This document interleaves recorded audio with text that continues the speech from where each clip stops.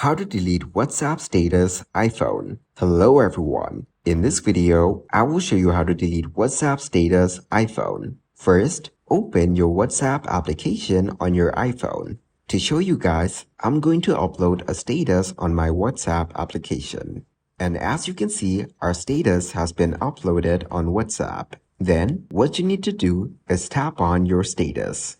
Then, open your status and tap on the three horizontal dots in the top right corner. Here, what you need to do is tap on Delete. Once more, tap on Delete to remove the status. And as you can see, our status has been deleted. So that is exactly how you can delete WhatsApp status on an iPhone. Thank you guys for watching this video. Hope you got some value. Make sure to like the video and subscribe to the channel to get notified of new videos. See you in the next one.